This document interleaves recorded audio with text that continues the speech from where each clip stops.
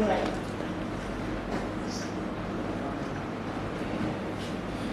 Berdoa selesai.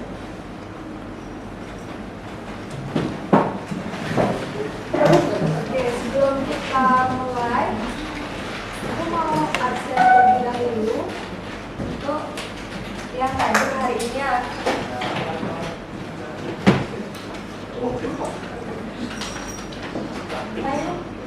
Kemarin Adi sempat ngasih list ke kakak untuk yang hadir sekarang. Yang namanya tersebutin silakan bilang hadir ya. Iya. Adi, Saya Lana, Rara, Hadir. Aileen, Hadir. Ellen, Hadir. Raden, Hadir. Hadir. Ada Kak. dan Ada. Oh ada. Dedi, Rodi. Restu, Wisnu, Michael. Cahaya, Saya. Melvi, Hadir. Artini, Adriana, hadir. Widya Suti, Jihan, Arvin, Bray. Dia ada acara. Bayi sama ini. Bayu,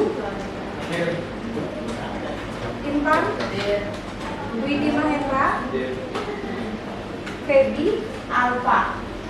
oh enggak ada rekaman. Dia ngechatnya ke Adi tapi tak suruh kirim ke guru atau grup besar tapi dia belum kirim apa-apa. Catat tangan ya. Adam, Elizabeth, Galang, Dalam nggak hadir. Dalam nggak hadir. satu, dua, tiga.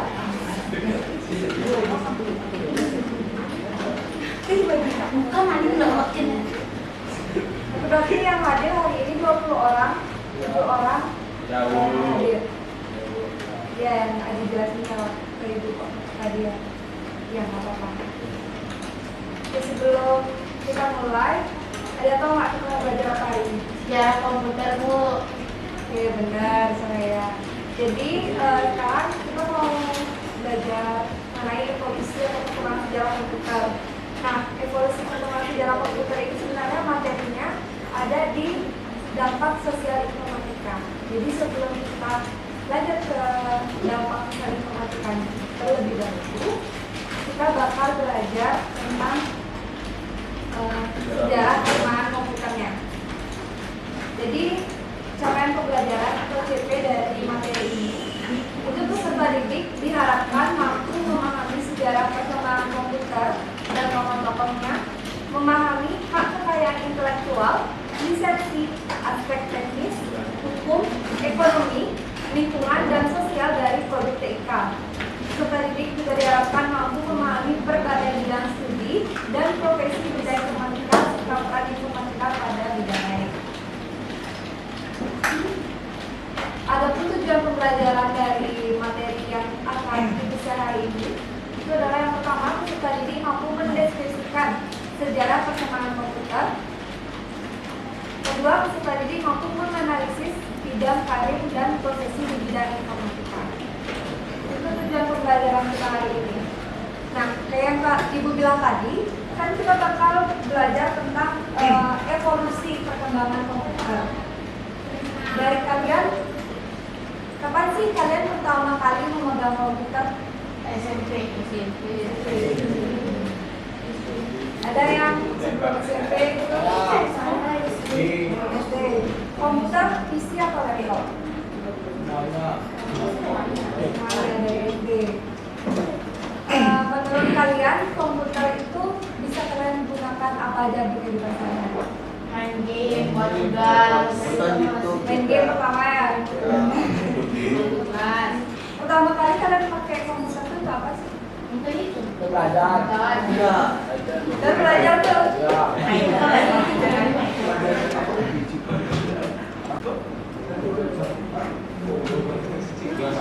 Ada yang tahu nggak komputer pertama kali itu ditemukan dalam bentuk apa? Apakah udah jadi komputer? Sehat Iya saya.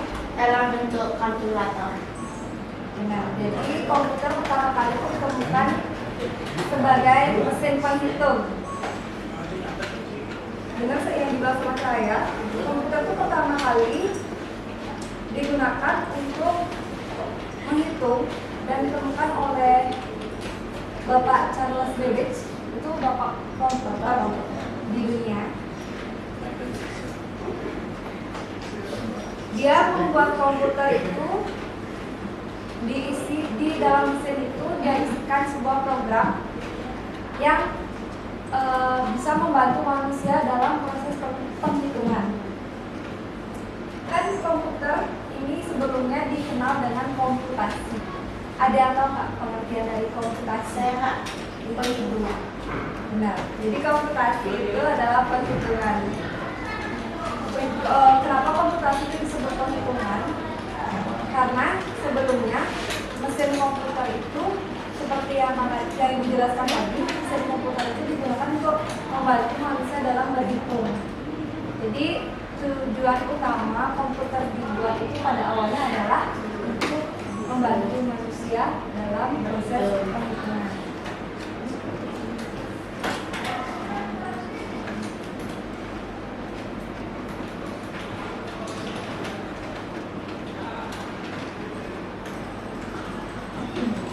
Oke, jadi kan udah ibu bilang tadi mengenai komputer pertama kali di dunia. Sekarang aku bakal ngasih kalian sebuah video pembelajaran. Kalian bisa lihat di sana mengenai evolusi atau perkembangan sejarah komputer secara singkat. Itu dia udah dijelasin banyak hal mengenai evolusi dan sejarah komputer.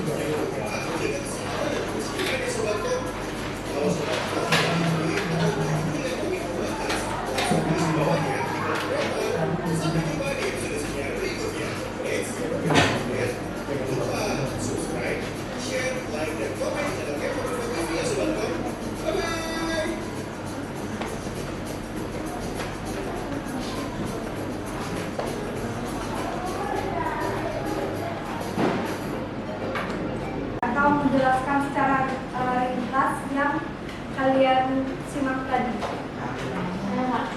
Baca ya. Sejarah komputer itu yang pertama dapat dijelaskan sebagai kalkulator mekanik atau komputasi yang dimana disebutnya mesin penghitung yang dapat membantu manusia dalam proses berhitung. Terus kemudian ada 5 generasi dari tahun ke tahun, yaitu tahun yang pertama tahun 1940 hingga tahun 1955 yang tersedia di dalam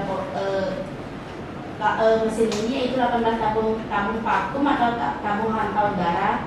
Lalu generasi kedua pada tahun 1956 hingga 1963 menggunakan transistor tabung vakum.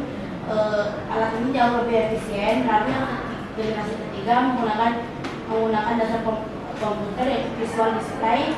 Yang generasi keempat dari tahun 1971 hingga sekarang yang memiliki ribuan transistor yang sangat portable dan disebut dengan laptop yang dapat dibawa kemana-mana, dan generasi sekarang yang makin canggih. Oke, terima kasih saya. Jadi benar yang bilang sama saya itu setiap generasi itu selalu memiliki komponen utama yang berbeda-beda. Dari yang tabung hampa udara atau tabung vakum, lalu transistor, lalu ada visual display itu, lalu ada juga namanya integrated circuit, ada lalu ke mikroprosesor. Mikroprosesor ini kita gunakan hingga saat ini. Mungkin di masa depan juga kita masih tetap menggunakan mikroprosesor, ataupun nanti bisa ada menemukan komponen utama lainnya yang lebih canggih. Karena kan perkembangan zaman ini terus berjalan ya. Kita juga tahu bahwa setiap menitnya, setiap jam, setiap harinya itu selalu aja ada hal baru atau penemuan baru yang ditemukan oleh para ahli di luar sana.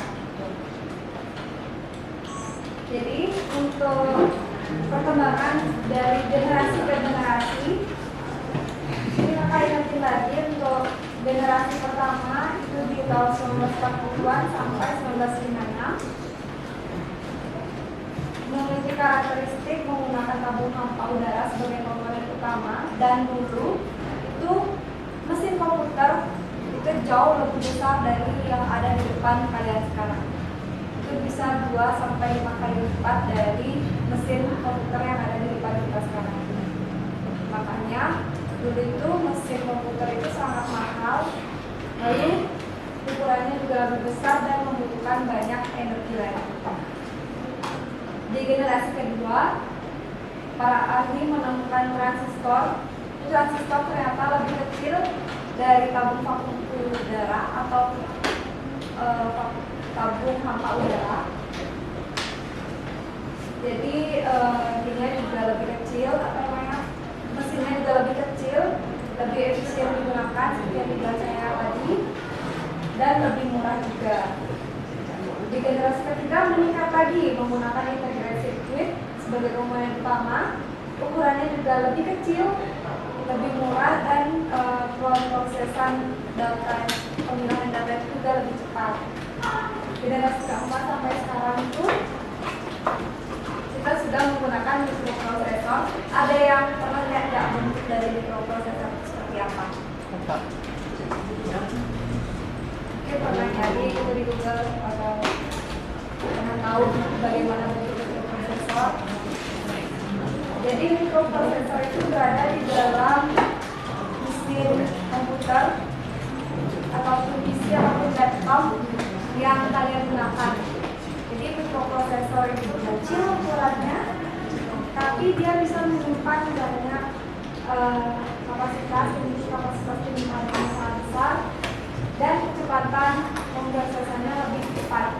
Jadi mikroprosesor itu istilahnya kecil-kecil cabai rawit, bisa melakukan banyak hal, menyimpan banyak hal.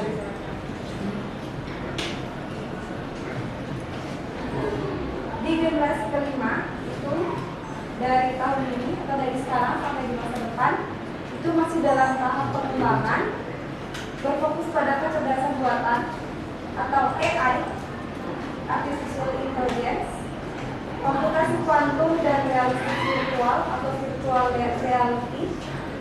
Diharapkan juga dapat memberikan kemampuan komputer yang lebih canggih dan cerdas. Nah, kalau kalian dengar tadi di video, itu kan kita menggunakan AI. Terus komputer diusahakan dibuat dengan punya pemikiran seperti manusia. Menurut kalian, apakah itu sebuah dampak positif atau dampak negatif dengan membuat komputer yang sama pemikirannya dengan sosok manusia? Dan sangat pendapat ya? Kalau saya negatif, Kak. Kenapa negatif? Kan kalau manusia itu kan punya pikiran yang berbeda, dan banyak kurang positif, ada yang lebih negatif. Takutnya kan nanti kalau komputer sama kayak manusia, dia bisa keluar lebih negatifnya lagi, kayak menentukan hal yang nggak ada. Benar, jadi dia terpengaruh ya sama hal-hal negatif, karena kita aja manusia yang bisa membedakan baik buruk aja kadang keliru, bisa menuju ke hal yang buruk gitu kan. Benar banget, jadi dampak negatifnya itu dia bisa terpengaruh ke lingkungan yang buruk. Ya, jadi di komputer generasi pertama itu tokoh yang berpengaruh atau tokoh yang sering ada di tokoh yang punya pengaruh dalam generasi itu. Lalu dampak sosial dari perkembangan komputernya, sama juga perkembangan komputer, itu tokohnya yang mengembangkan itu siapa, atau tokoh yang berpengaruh pada perkembangan tersebut siapa. Dampak sosial dari perkembangan komputer itu apa? Di era internet dan komputer pribadi itu juga sama, tokoh yang berpengaruh. Lalu dampak sosial dari perkembangan era internet dan komputer pribadi. Yang ketiga, yang keempat itu era digital saat ini. Tokoh yang berpengaruh pada era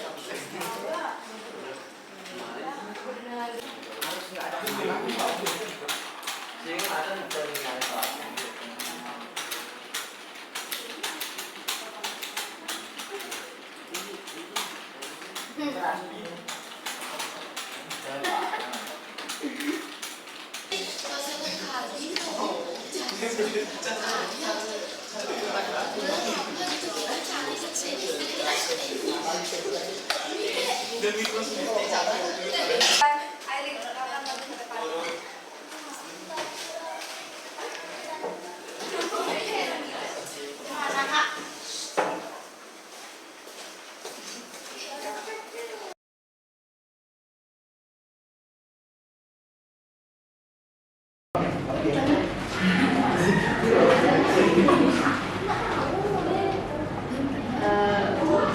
Ini tugas dari ibu kita, yaitu soal pertama itu komputer generasi pertama pada tahun 1940-an hingga 1950-an.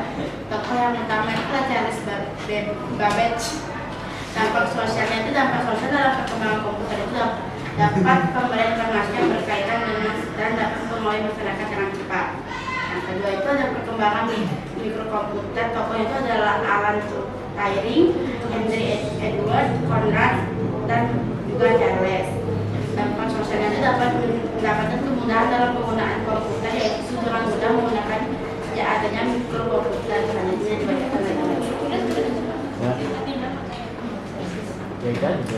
Era internet dan komputer pribadi, Christopher Donald dampak sosial komputer semakin maju dalam halnya penyimpanan komputer pun semakin dipasarkan. Hal itu dilanjutkan oleh Ini kasih nih ya bacanya. Era digital saat ini, tokoh dalam perkembangan ini yang masih berperan masih Charles Babbage, Alan Turing, Alan Turing, dan Conrad Zuse. Dampak sosial membuat aktivitas menjadi serba cepat serta kehidupan dunia seperti tanpa batas melalui komputer, melalui jaringan internet. Jadi kesimpulannya, komputer yang berkembang sangat pesat. Yang perlu dihadapi yaitu pembatasan kita dalam penggunaan. Baik, terima kasih. Sekian presentasi dari kelompok kami. Terima kasih untuk perhatiannya.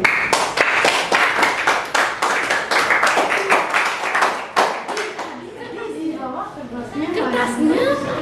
Gak bisa bahasa Inggris. Oke, itu dia presentasi dari kelompoknya saya, Aileen. Itu ada beberapa tokoh yang dijelas sama Cahaya dan kelompoknya tadi. Itu ada Charles Babbage. Itu namanya Charles Babbage. Terus Alan Turing, Henry Edward, Conrad Zuse, dan Grace Hopper, Donald Knuth, dan Kajai yang disebutin. Jadi emang nama-namanya agak susah, jadi gak apa-apa. Nanti kalian juga ada berusaha untuk menjawab dan membacanya.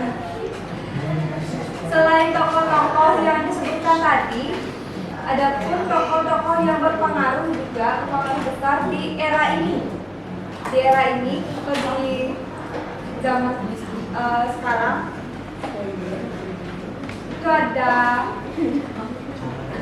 Tim Berners-Lee, Bapak World Wide Web, ada Linus Torvalds, pencipta sistem operasi open source Linux, ada Lovelace, lalu Christopher yang disebutkan tadi juga, Dennis Ritchie dan Ken Thompson, ada Jeff Bezos, Bill Gates dan Paul Allen. Itu adalah pendiri Microsoft. Tadi kakak, tadi ibu sebenarnya nungguin di era ini tuh ada Bill Gates atau enggak. Tapi ternyata di sini tokohnya itu masih sama seperti yang di atas, nggak apa. Mungkin Bill Gates dan kalau ada yang bisa kalian note, bisa kalian tambahkan di depan kalian. Ada Mark Zuckerberg, pendiri Facebook, Sergey Brin, dan Larry Page. Dan yang terakhir pada Elon Musk ya, itu keren. Ada pendiri SpaceX, perusahaan manufaktur antariksa, dan tahu nggak apa produknya Elon Musk? Tesla, pemilik Tesla. Oke, buat yang lain bisa dikumpulin ya, biar kakak tahu siapa yang banyak ini yang udah lumayan di sini. Kalau yang udah berhasil kelompok saya pertama. Lalu ini kelompok yang kedua itu adalah kelompoknya Lana, jadi nama.